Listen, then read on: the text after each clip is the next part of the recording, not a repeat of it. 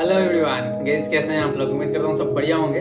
So guys once again welcome back to our channel Investor Pride. और guys आज के इस वीडियो में बेसिकली बात करने वाले हैं हम लोग गाइस कि जो पाराक पारिक फ्लेक्सी कैप ने जो अपना फ्रेश इन्वेस्टमेंट स्टॉप कर दिया है, ये क्यों किया है।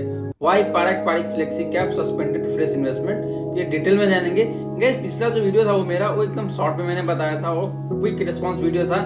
जैसे ही न्यूज आया था वैसे मैंने वो वीडियो बना के आप लोगों को इन्फॉर्म कर दिया था कि इसमें ऐसा चल रहा है। बट आज के इस वीडियो में गाइस हम लोग डिटेल में जानेंगे और साथ में 3 और क्वेश्चन कवर करेंगे कि will fresh investment start again in Parag Parikh flexi cap, क्या आने वाले समय में फिर से स्टार्ट हो सकता है क्या, ये दूसरा क्वेश्चन। तीसरा क्वेश्चन है गाइस कि एसआईपी स्टॉप कर देना चाहिए इस फंड में। अगर आपका कोई एग्जिस्टिंग एसआईपी चल रहा है तो क्या उस एसआईपी को बंद कर देना चाहिए इसमें, क्योंकि आने वाले समय में हो सकता है इसका परफॉर्मेंस खराब हो। और लास्ट क्वेश्चन है गाइस कि जैसे पाराक पारिक फ्लेक्सी कैप ने जो इन्वेस्टमेंट बैन किया है, वैसे क्या अदर म्यूचुअल फंड है वो भी ऐसा कर सकता है, स्पेशली जो फॉरेन स्टॉक्स में इन्वेस्ट करता है उसकी मैं बात कर रहा हूँ। तो यही 4 क्वेश्चंस है जिसको हम लोग आंसर करने की कोशिश करेंगे। और गाइज मुझे बिल्कुल उम्मीद है कि ये 4 क्वेश्चंस आपके मन में जितने भी विचार या क्वेश्चन चल रहा होगा सभी को कवर कर देगा। तो वीडियो को एकदम अंत तक देखे और केयरफुली देखे ताकि आप अच्छे से समझ पाए कि भाई कहाँ पे क्या चल रहा है करके। तो गाइज वीडियो में आगे बढ़ने से पहले आपको पता है क्या करना है, चैनल को सब्सक्राइब करना है, नोटिफिकेशन बेल ऑन करके ऑल पे क्लिक कर लेना है ताकि जितने भी आने वाले इंटरेस्टिंग वीडियोज है वो आप मिस नहीं करेंगे। तो चलिए गाइस पहले बात करते हैं सबसे पहला क्वेश्चंस, यानी कि why Parag Parikh flexi cap has suspended fresh investment. तो गाइस सेबी का एक सर्कुलर है जो बताता है कि कोई भी म्यूचुअल फंड हाउस अगर फॉरेन इक्विटी में इन्वेस्ट करता है तो उसके लिए एक थ्रेशोल्ड डिसाइड किया गया है कि म्यूचुअल फंड इंडस्ट्री वाइड देखे गाइस तो ये $7 बिलियन का है। एंड बात करें एक स्पेसिफिक म्यूचुअल फंड हाउस का तो वहां पे $1 बिलियन का आता है। मतलब एक म्यूचुअल फंड हाउस का जो स्कीम है वो $1 बिलियन को क्रॉस नहीं कर सकता है टोटल इन्वेस्टमेंट की बात करें तो यहाँ पे जो हो क्या रहा है कि जो जितने म्यूचुअल फंड है लाइक पाराक पारिक हो गया, तो ये जो म्यूचुअल फंड से गाइस इसने ना ऑलरेडी जो 1 बिलियन का जो लिमिट है उसके आसपास आ चुका है। तो पाराक पारिक फ्लेक्सी कैप को डर है गाइस कि ये जो अपर थ्रेशोल्ड है ये कहीं वायलेट ना हो जाए, इस वजह से इन्होंने बंद कर दिया है नए इन्वेस्टमेंट लेना। तो गाइस इसी सर्कुलर को बेसिस मानते हुए जो एमफी है, association of mutual fund of India, इसने सारे ही म्यूचुअल फंड हाउस को बता दिया है कि जो भी mutual fund house foreign equity में इन्वेस्ट करता है वो 1 फरवरी 2020 ऑनवर्ड्स बंद कर दे इन्वेस्टमेंट लेना, क्योंकि ये जो लिमिट है ये एकदम रीच हो रहा है, मतलब लिमिट के आसपास ही चल रहा है। जो $7 बिलियन का जो थ्रेशोल्ड है इंडस्ट्री वाइड वो भी, और जो $1 बिलियन है एक पर्टिकुलर फंड हाउस की तो वो भी। तो इसीलिए एमफी ने बोल दिया है कि कोई भी म्यूचुअल फंड जो है वो फ्रेश इन्वेस्टमेंट ना ले। तो इसीलिए गाइस पाराक पारिक फ्लेक्सी कैप हो या फिर हो आपका मोतीलाल ओसवाल, ये सब ने जो फ्रेश इन्वेस्टमेंट लेना बंद कर दिया है। बट गाइस गोइंग फॉरवर्ड हो सकता है कि ये जो अपर थ्रेशोल्ड है, यानी कि जो 1 बिलियन का है या फिर जो 7 बिलियन का है पूरे इंडस्ट्री वाइड, ये लिमिट को अपवर्ड रिवाइज कर दे। इन दैट केस हो सकता है कि ये फिर से ओपन कर दे फ्रेश इन्वेस्टमेंट लेना। तो गाइस ये पहला रीजन है जिसकी वजह से पाराक पारिक ने स्टॉप किया है कि भैया हम कोई नया इन्वेस्टमेंट एक्सेप्ट नहीं करेंगे, वो चाहे एसआईपी हो या फिर हो आपका लमसम इन्वेस्टमेंट। बट गाइस जो एग्जिस्टिंग एसआईपी इन्वेस्टेड है, जिसका एसआईपी चल रहा है, उसको कोई इंपैक्ट नहीं आएगा, उसके ऊपर कोई इंपैक्ट नहीं आएगा, वो एज इट इज चलता रहेगा। सपोज किसी का 5000 पर मंथ का एसआईपी चल रहा है पाराक पारिक फ्लेक्सी कैप में, उसका एज इट इज कंटिन्यूड रहेगा, वहां पे कोई इंपैक्ट नहीं आने वाला है। तो आपको टेंशन लेने की जरूरत बिल्कुल भी नहीं है। तो गाइस ये रही बात कि why Parag Parikh flexi cap has suspended fresh investment. दूसरा क्वेश्चन की बात करें तो वो है आपका will fresh investment start again in Parag Parikh flexi cap. मतलब पाराक पारिक फ्लेक्सी कैप में फिर से नया इन्वेस्टमेंट जो है वो शुरू हो सकता है क्या, अगर फ्यूचर की बात करें तो गाइस ये 2 फैक्टर पे डिपेंड करता है। पहला ये है कि whether there will be enough redemption in future, मतलब फ्यूचर में क्या इनफ रिडम्पशन होगा जिसकी वजह से हो सकता है ये है कि भाई वहां पे एक स्पेस बने और नए इन्वेस्टर के लिए एक जगह बने ताकि नए इन्वेस्टर का जो इन्वेस्टमेंट है उसको एक्सेप्ट कर सके। दूसरा फैक्टर है guys if the AMC wise और the scheme wise threshold will increase in future, कि एएमसी इंडस्ट्री वाइड जो थ्रेशोल्ड है आपका $7 बिलियन का, या तो उसको अपवर्ड रिवीजन कर दे या फिर जो फंड हाउस वाइज जो 1 बिलियन का जो लिमिट है या थ्रेशोल्ड है उसको अपवर्ड रिवीजन कर दे। तो इस केस में भी हो सकता है कि पाराक पारिक अपना जो इन्वेस्टमेंट है वो फिर से ओपन कर दे और जो नॉर्मल पब्लिक है, मेरे और आप जैसे जो इन्वेस्टर है, वो फिर से इन्वेस्ट कर पाएगा। तो गाइस ये 2 फैक्टर के ऊपर डिपेंड करता है प्योरली। तो गाइस ये रही बात आपका कि क्या फ्यूचर में फिर से इन्वेस्टमेंट स्टार्ट हो सकता है पाराक पारिक फ्लेक्सी कैप में या नहीं।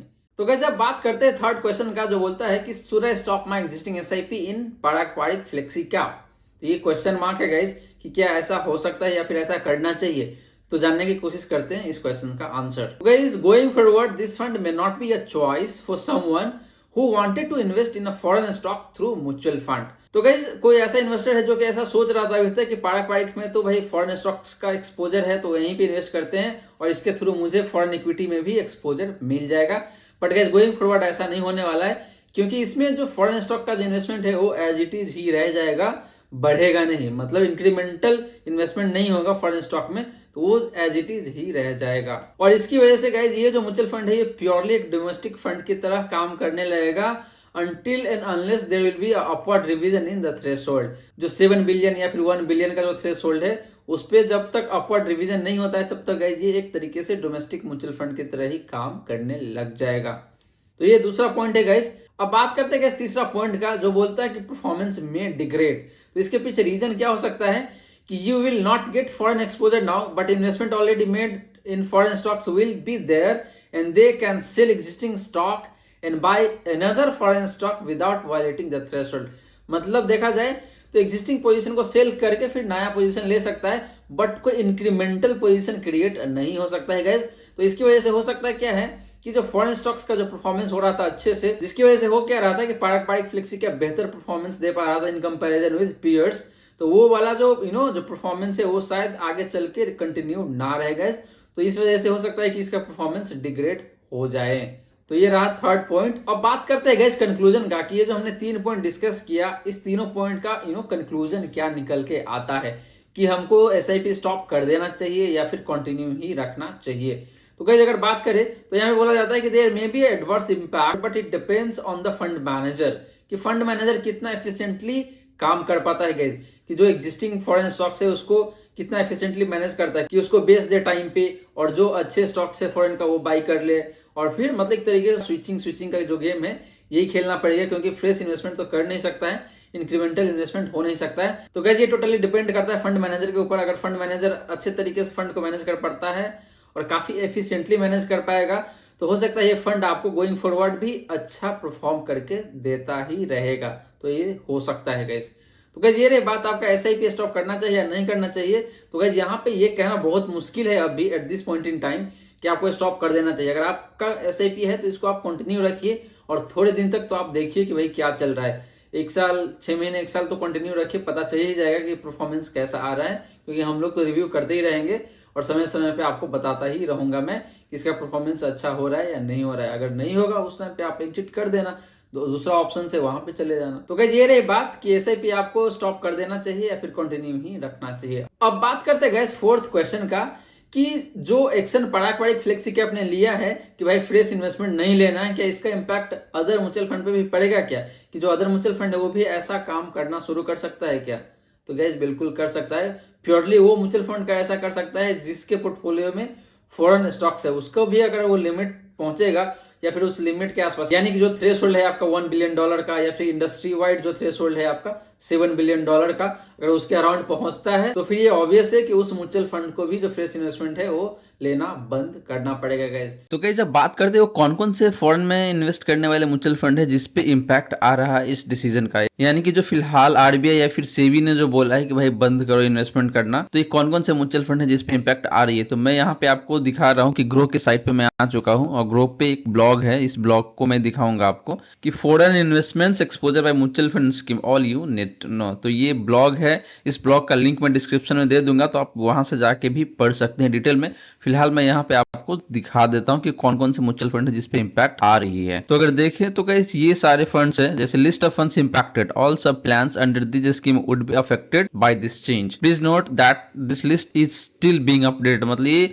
अभी अपडेशन जारी है, मतलब इसमें और भी एडिशंस हो सकते हैं। तो गाइस सबसे टॉप पे आपको नाम दिख रहा है पारंपरिक फ्लेक्सी कैप फंड का, वैसे DSP US flexible equity fund, DSP world agriculture fund, यानी कि फॉरेन में इन्वेस्टमेंट करने वाले जितने भी म्यूचुअल फंड है और उसका जो total investment in foreign stocks है वो जो थ्रेशोल्ड के आसपास पहुंच चुका है, वो सारे म्यूचुअल फंड इस लिस्ट में आपको मिल जाएगा या फिर आगे चल के इसमें मिलेगा, क्योंकि ये लिस्ट जो है अभी भी अपडेट हो रहा है। तो आप देख सकते हैं कि ये सारे है DSP value fund, DSP world mining fund है, सारे मतलब विदेश में इन्वेस्ट करने वाले फंड्स है। वैसे ही आदित्य बिरला का कुछ फंड्स है, आईसीआईसी प्रूडेंशियल का देख लीजिए आप, फिर निप्पॉन का भी है, कोटक का, मोतीलाल ओसवाल का, फिर है आपको यहाँ पे Motilal Oswal MSCI, then Motilal Oswal S&P 500 index fund, Motilal Oswal Nasdaq 100 fund भी है गाइज यहाँ पे। गाइज बेसिकली जो रूल है ये ETF पे लागू नहीं होता है, तो इसीलिए ETF यहाँ पे आपको नहीं मिलेगा, बट फंड यहाँ पे कवर हो चुका है। फ्रैंकलिन टेम्पल्टन का देखे तो वहां भी, एक्सिस का भी देखे तो मोटा मोटी सारे ही है यहाँ पे। Axis Greater China, Axis Global Innovation Fund, Axis Global Equity Fund, SBI equity fund, then Mirae का है गाइस, HDFC का, इडेलवाइस का, सिमिलरली आपको इन्वेस्को का मिल जाएगा, then BNP Paribas, Mahindra Manulife and PGIM का भी यहाँ पे मिल जाएगा आपको। गाइस यहाँ पे कुछ म्यूचुअल फंड्स आपको ऐसे मिल जाएंगे जिसका एग्जिस्टिंग SIP है उस पर भी इम्पैक्ट आ गया है इस डिसीजन का। तो उसमें आपका मीरे का कुछ फंड है, like Mirae Asset NYSE FANG plus ETF fund, Mirae Asset S&P 500 top 50 ETF हो गया। तो ये सारे इसका SIP भी इम्पैक्ट हो चुका है।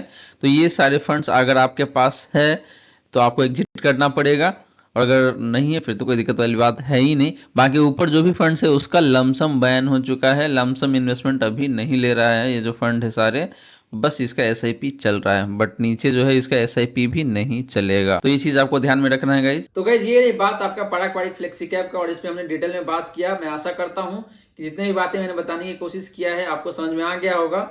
और गाइज स्टिल अगर आपके मन में कोई डाउट है, कोई क्वेश्चन है, तो कमेंट सेक्शन का फायदा उठाइए, कमेंट कीजिए अपना क्वेश्चंस, और आपके क्वेश्चंस का रिप्लाई मैं जरूर करूंगा गाइज, इतना आप ध्यान में रखें। तो गाइज वीडियो अच्छी लगी हो तो वीडियो को लाइक जरूर करें गाइज, और वीडियो को शेयर भी करें, और चैनल अभी तक आपने सब्सक्राइब नहीं किया है तो सब्सक्राइब कर ले चैनल को, और नोटिफिकेशन बेल ऑन करके ऑल पे जरूर क्लिक करें, ताकि जितने भी आने वाले इंटरेस्टिंग वीडियोज है वो आप मिस नहीं करेंगे। So thank you so much for watching this video guys, मिलते हैं अगले वीडियो में। जय हिंद, जय भारत।